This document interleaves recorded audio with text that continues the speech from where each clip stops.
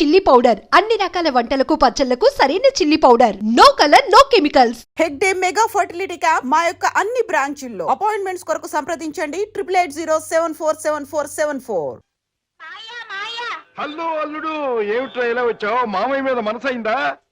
మరేమో మా అమ్మ నా పెళ్ళాన్ని నీ దగ్గరుంది తెచ్చుకోమని చెప్పింది. ఓహో, నీ పెళ్ళామా? నా పెళ్ళాన్నకి మావయ్య నేను ఆడుకోవాలి. ఒరేయ్ ఒరేయ్, ఆ టైప్ కుడుతుంది అమ్మాయి బాగుందా?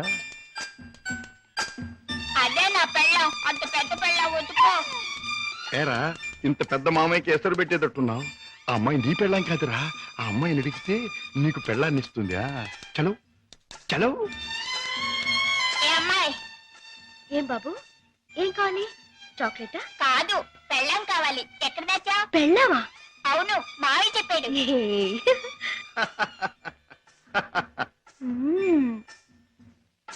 అమ్మా అమ్మమ్మమ్మమ్మమ్మా, అబ్బా అయ్యో. ఏం బే బాబాయ్ కుంటున్నావు? బాబు ఏం చెప్పను, సంకెళ్ళి మూతికి తగిలి మూతెళ్ళి మోకాలు కొట్టుకుంటే మోకాలు నెత్తి ఆకాశాన్ని కొట్టుకోలా? కొట్టుకోపోయింది. నోర్మైంది బాబాయ్ గారు, మీరు పాత అలవాటు ప్రకారం ఎవడి జేబులోనూ చెయ్యి పెట్టబోయి ఉంటారు. వాడు వాయించుంటాడు. నేను ఏ తప్పు చేయలేదు బాబు. సెలవు కదా అని చేపలు కొనుక్కు తిందామని బెస్తపేట వెళ్ళాను. అక్కడ ఒక పెద్ద చేపను డబ్బులు ఇచ్చి కొనబోతే ఈ చేప నాది అని ఒక రౌడీ వచ్చాడు కూర్చున్నాడు బాబు. అయ్యయ్యో, నీదేంటి నాది అని ఇంకా నేను అనలేదు బాబు. వాయించేశాడు బాబు నన్ను. చేపల పులుసు దేవుడు ఎరుగును, నా ఒళ్ళు పులిచేసేసాడు బాబు. ఇది నీకు అన్యాయం. మా బాస్ తో చెప్తాను, మా బాస్ని తీసుకొస్తాను అని అంటే ఏమన్నాడో తెలుసా బాబు? ఏమన్నాడు? ఏయ్ చెప్పుకోబే, దమ్ముంటే మీ బాస్ని తీసుకురా, ఇద్దరిని కలిపి కోసి పులుసు పెట్టుకుంటాను అన్నాడు బాబు.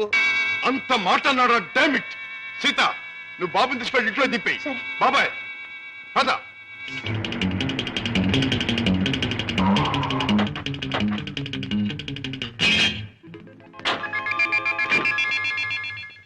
అక్కడే సార్ వాడు నన్ను పట్టు కొట్టింది. పద. సార్ సార్ సార్ నాకు భయంగా ఉంది సార్. నేను కారులో ఉంటాను సార్. నేను వింటున్నాను కదరా, పద. అయ్యో అయ్యయ్యో, ఇప్పుడే కదా సార్ తన్నాడు. బాబు బాబు బాబు కదా నా బాబు. వీరికి సన్నాసి. 5 రూపాయలమ్మా, చాలా ఎక్కువ. ఇదిగో, రేట్లు పెరిగిపోతున్నాయి. ఇక్కడ రౌడీ నాకు లేవడు. ఆడితో ఎందుకు బాబు గొడవ? మీ దారి మీరు వెళ్ళిపోండి. పెడతాను కానీ వాడు ఎక్కడున్నాడో చెప్పండి. ఇక్కడే ఉన్నాను బే.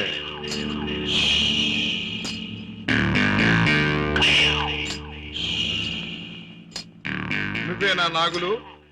అనే అనుకుంటున్నాను బే. బే, ఇది నీకు అలవాటా బే? అన్యాయంగా మనుషుల్ని కొట్టడం నేరమని నీకు తెలుసా? పేదరీతులు నాతో చెప్పకు. నేను చేసిన పని నాకు న్యాయమే అనిపిస్తుంది. న్యాయం అని నీ ఇష్టం వచ్చినట్లు ప్రవర్తిస్తే చట్టం శిక్షిస్తుంది. చట్టం, శిక్ష, నేరం ఇవన్నీ మనకు అనవసరం. సముద్రం లాంటి ఈ పేటలో మనం తిమింగలం. దమ్ముంటే తెలుసుకున్నారా? లేకపోతే నోరు మూసు తలంచూపో. అంతేగాని ఈ నాగులు గారి దగ్గరకు వచ్చి రూల్స్ గీల్స్ అంటే తల మీద బొమ్మిడలు ఏం చేయగలరు. మన గురించి కావాలంటే ఈ పేటలో ఏ సన్నాసినే అడుగు. అవునులే, పేటలో పెద్దగా మురిగే ప్రతి కుక్క గురించి ప్రతి సన్నాసికి తెలిసే ఉంటుంది. మాటలతో నన్ను రెచ్చగొట్టకు. బొసు కొట్టేయగలను, కొట్టక కూరలు పీకేయగలను. అంత మునగడివా?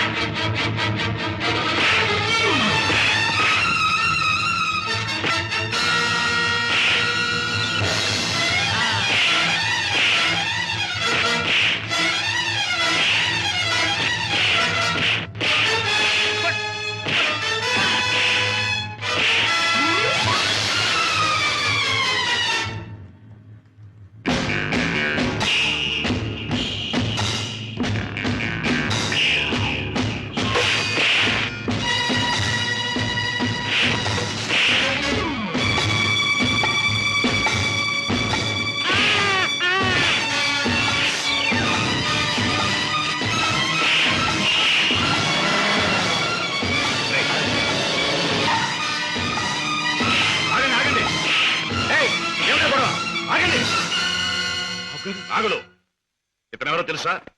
నా కన్న కొడుకు, నా ప్రాణానికి ప్రాణం. ఈ బాబు గారు మీ అబ్బాయా? నాకు నిజంగా తెలియదు బాబు. తెలుసుంటే చేయెత్తబోదును, మాట తొలగపోదును. నన్ను మన్నించండి బాబు. ఏం నాన్నగారు, ఈ నాగులు మీకు తెలుసా? తెలుసు అంటే మీ నాన్నగారు నాకు తెలియపోటేంటి బాబు. ఒకప్పుడు గ్యాలంలో చిక్కున్న చేపలాంటి నన్ను బయటికి లాగి తిన్నెట్టి బతికించారు. ఇది నాకు దేవుడితో సమానం బాబు గారు. రాజా పెడదాం పద. రాజాబాబు, ఏ నాగులు? ఇక నుంచి ఈ నాగులు మీ నమ్మిన పంట అనుకోండి. కష్టం వచ్చినా కన్నీరు వచ్చినా ఈ నాగులున్నాడనే సంగతి మాత్రం మర్చిపోకండి బాబు. నాగులు, ఇక నుంచి అమాయకుల మీద చేయి చేసుకోవటం కష్టపడి సంపాదించి బ్రతకటం నేర్చు. అలాగే బాబు. కమాన్.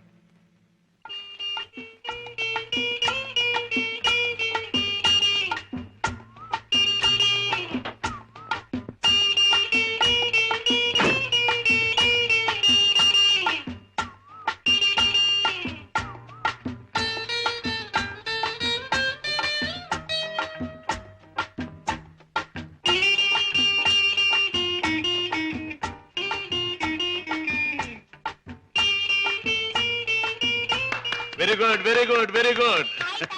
నాతో డాన్స్ చేస్తావా? నీతో పోటీ చేస్తే నేను ఓడిపోవడం ఖాయం రా. కింద పడేస్తావు. దింపు తాతయ్య. నువ్వు ముద్దిస్తే గాని దింపనరా. చీ, ముద్దివ్వడానికి నువ్వే ఆడపిల్లవా? నీతో మాటల్లో పోటీ చేసినా ఓడిపోవడం ఖాయం రా. రామయ్య బాబు, పద్మ వచ్చిందా?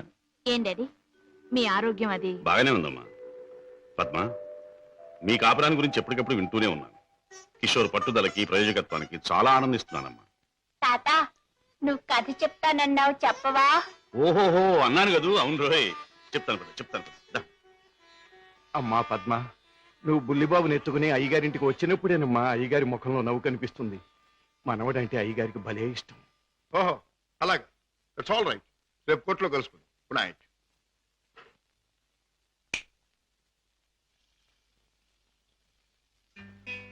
డాడీ, ఇలా వచ్చారేమిటి?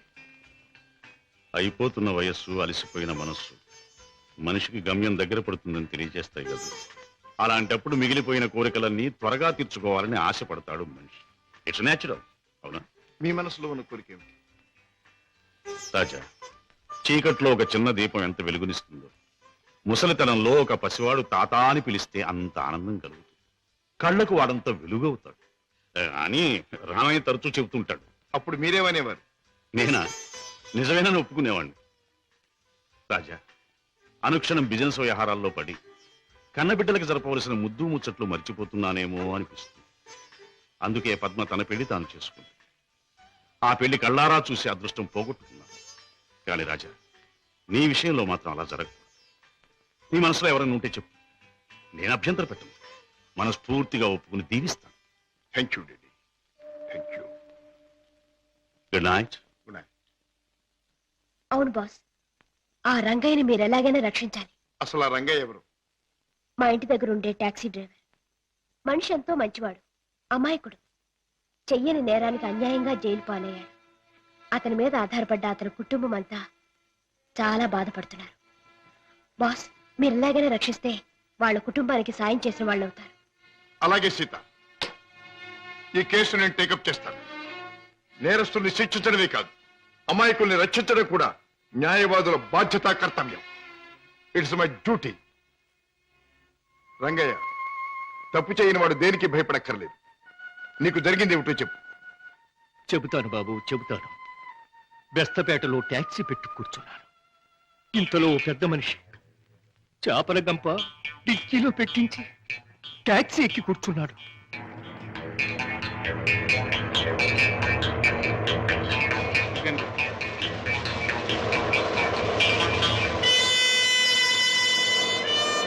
Stop stop stop. వెనకాల డిక్కీ తెరు.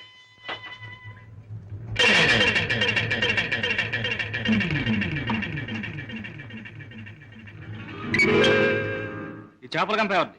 నాది కాదు సార్, ట్యాక్సీలో వచ్చిన వారిదండి. అలాగా.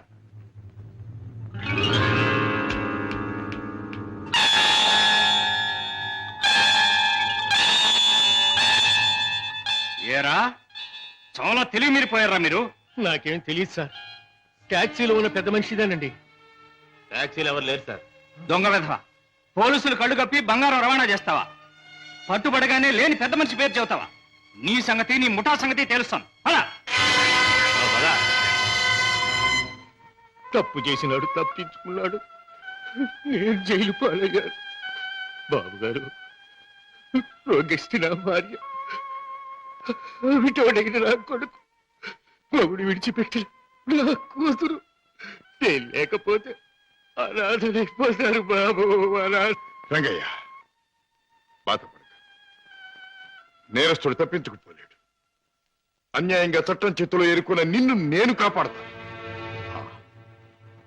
నీ టాక్సీలో ఎక్కిన మనిషి ఎలా ఉంటాడు, ఏమేం మాట్లాడాడు, అవన్నీ చెప్తావా? టాక్సీ వస్తావా? నా పేరేం టాక్సీ కాదయ్యా. నీ పేరు ఏంటో తెలుసుకునే టైం లేదు నాకు. వస్తావా లేదా? అయ్యయ్యో, ఉండవయ్యా, రావటానికే కదా ఉన్నాం. అయితే మీరు ఆ బొట్టు తీసుకెళ్ళి దిక్కులు పెట్టు.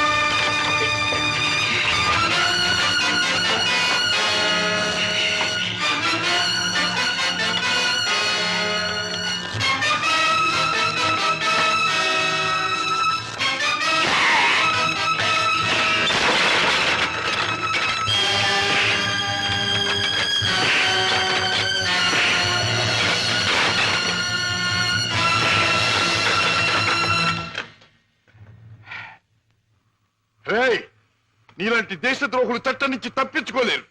నీలాంటి దుర్మార్గులు ఈ స్మగ్లింగ్ నేరాలు చేస్తూ ఉంటే పాప అమాయకులు శిక్షించబడుతున్నారు. నువ్వు చేసిన వెధోపరికి పాప టాక్సీ డ్రైవర్ జైలు పాలయ్యాడు. పెద్ద దేశభక్తున్నంటూ నేరస్తులను పట్టుకుంటాను, దేశద్రోహులు శిక్షిస్తానని కబుర్లు చెప్పే నీ ఇంట్లోనే ఉన్న పెద్ద దేశద్రోహి. ఏమిటి మీ నాన్న ఒక పెద్ద స్మగ్లర్ చేస్తాం.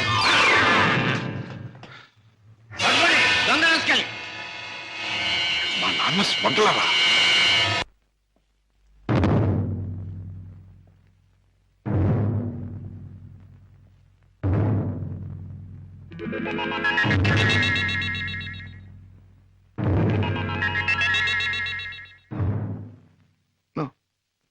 నేను నమ్మలేను.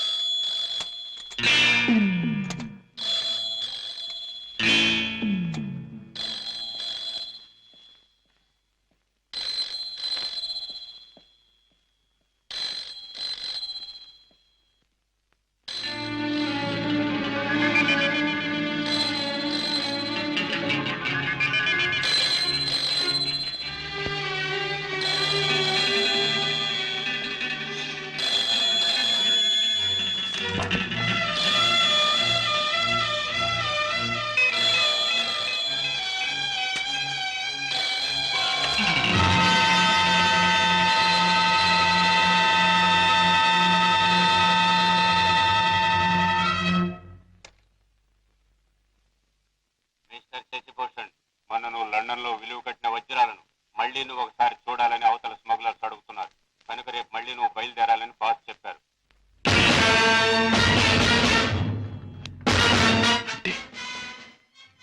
నేను విన్నది నిజమేనన్నమాట. Daddy is smuggler, daddy is criminal.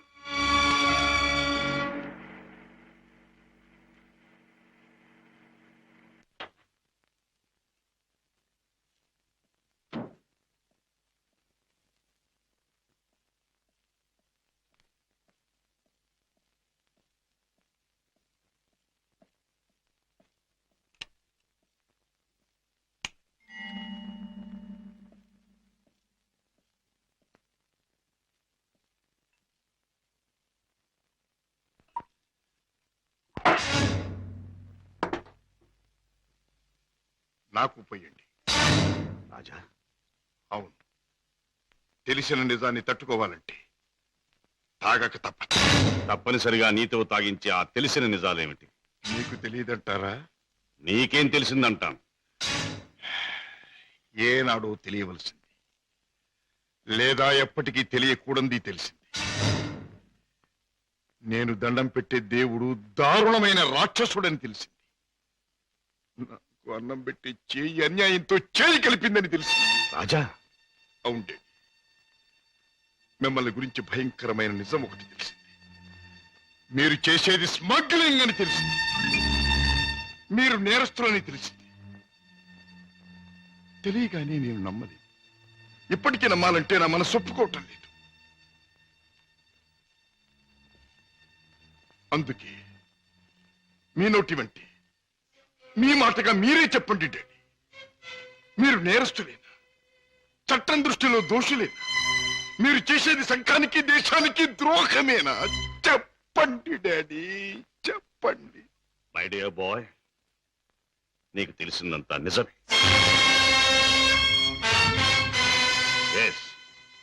ఇన్నేళ్ళు ఈ నిజం నీకు తెలియకూడదని తాపత్రయపడు. కానీ తప్పుని నిప్పుని ఎంతో కాలం దాచలేమని ఇప్పుడు అర్థం. రాజా, నేను పట్టుబడని నేరస్తు. నేను చేసేది చట్టానికి వ్యతిరేకమైంది. అంటే ఇంతకాలం మీరు నాకు పెట్టిన అన్నం, నేర్పించిన చదువు, ఏర్పరిచిన సౌకర్యాలు, తీర్చిన సరదాలు అన్నీ అన్యాయపార్జనతో సమకూర్చినవి, అంతా పాపిష్టి సొమ్ముతో తెచ్చినదేనా? డాడీ, దౌర్భాగ్యపు డబ్బు కోసం, అస్థిరమైన ఐశ్వర్యం కోసం మీరు అవినీతికి దిగుదారా? లేదురా, లేదు. డబ్బు మీద ఆశతో, సంపద మీద వ్యామోహంతో కాదు నేను ఈ దారి పట్టాను. కట్టుకున్న మనిషి మీద ప్రేమతో, కన్న బిడ్డ మీద మమతతో తప్పనిసరి ఈ తప్పు దారి పట్టాను.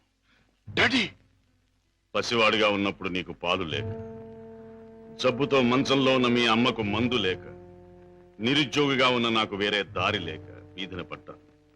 మానవ అభిమానం విడిచి తెలిసిన ప్రతివాడి ముందు చెయ్యి చాపాను. నా భార్యా బిడ్డలను రక్షించమని అడిగాను, అర్థించాను, ప్రార్థించాను. కానీ ఏ ఒక్కడూ పట్టించుకోలేదు. మనిషికి మనిషి సాయపడని ఈ లోకంలో సాయపడేది మనిషి సృష్టించిన డబ్బే.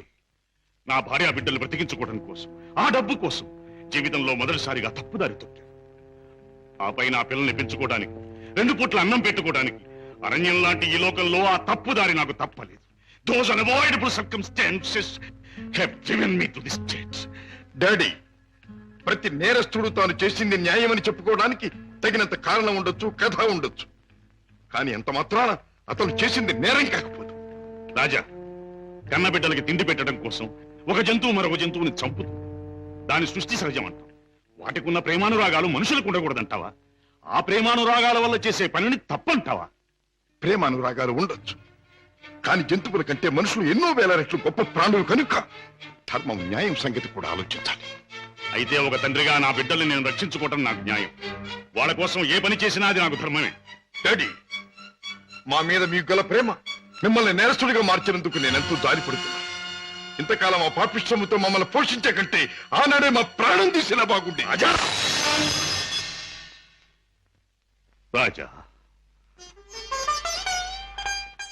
నువ్వు ఒక బిడ్డగా తండ్రి అయి ఉంటే ఈ మాట అనలేకపోయేవాడు, ఆ పని చెయ్యలేకపోయేవాడు. డాడీ, బిడ్డని చెప్పలేకపోతే నేనైనా చచ్చిపోయేవాడిని. కానీ మీలా తప్పులు మాత్రం చేసేవాడిని కాదు. ఇంతకాలం ఈ పాపిష్టి సొమ్ము తిన్నానంటే చచ్చా నా మీద నాకే అసలు చేస్తుంది. అన్యాయపార్జనతో న్యాయవాద వృత్తి చదివానంటే నా మీద నాకే కోపం వస్తుంది. ఇంట్లో నేరస్తుని ఉంచుకుని బయట నేరస్తుని విచారించి జైలుకి పంపుతున్నానంటే నా మీద నాకే no no no no no I can't stay here for a minute. నేను ఇంట్లో ఒక క్షణం కూడా ఉండదు. రాజా రాజా ఒక్క మాట. ఆడపిల్ల కన్నవాళ్ళని వదిలిపెట్టి వెళ్ళడం సహజం. కాని కన్న కొడుకు కడదాకా కన్నవాళ్లతోనే ఉంటాడు. పోయాక కాటిదాకా సాయం వస్తాడు. కొరివి పెట్టి సాగనంపుతాడు. ఆశతో నీ మీదే ప్రాణాలన్నీ పెట్టుకున్న ఈ డాడీని అర్ధంతరంగా ఒంటరిని చేసి వెళ్ళిపోతావా? డాడీ, నేను వెళ్ళిపోతున్నది అన్యాయపాలయం లాంటి ఇంట్లో నుంచి, చట్టాన్ని వ్యతిరేకించిన ఒక నేరస్తుడి నుంచి. అంతేకాని మా డాడీ మనసులో నుంచి కాదు. నేనే మీకు కావాలనుకుంటే బ్రతికిన మీ జీవితాన్ని, సంపాదించిన ఆస్తిపాస్తుల్ని, మీ ఇంటిని, మీ సర్వస్వాన్ని మీరు వదులుకోవాలి. ఒక సామాన్యమైన మనిషిగా, మమత నిండి ఉన్న ఒక మామూలు తండ్రిగా ఎప్పుడు మీరు నా గడపలోకి అడుగు పెడతారో అప్పుడు ఆప్యాయతో మీ చేయందుకుంటాను. ఆదరంతో మిమ్మల్ని లోపలికి తీసుకుపెడతాను. లేకపోతే ఈ కొడుకే మీకు లీడనుకోండి. Good bye. రాజా రాజా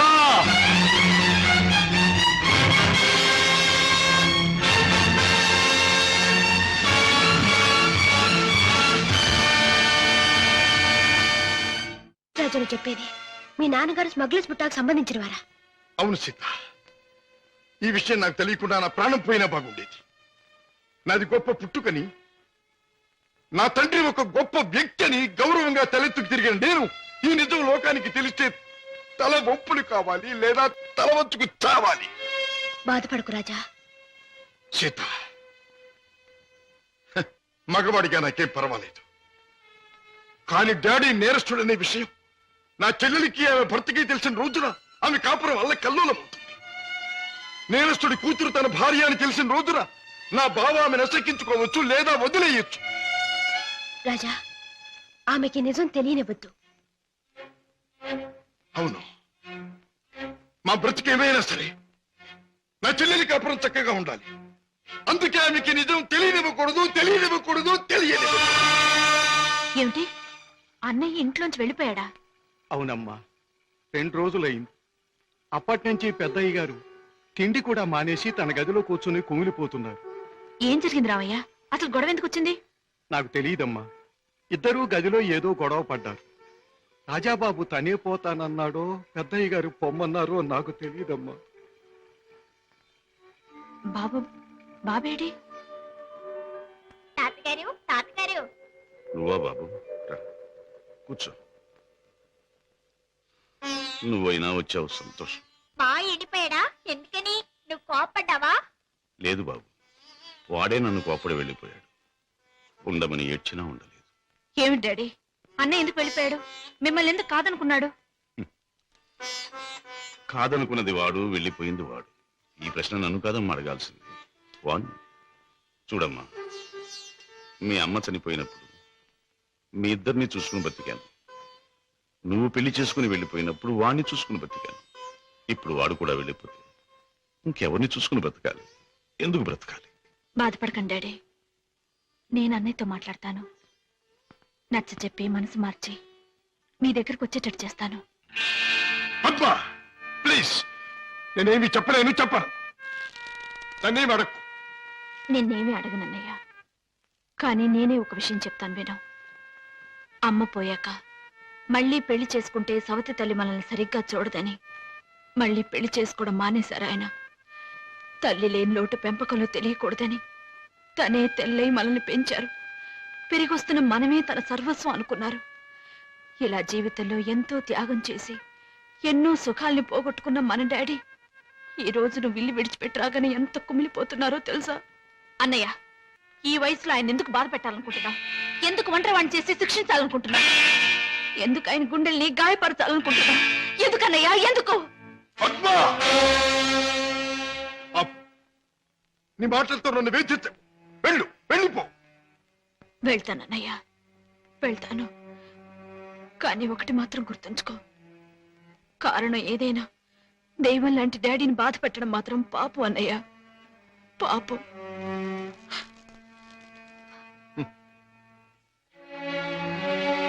చెల్లెమ్మా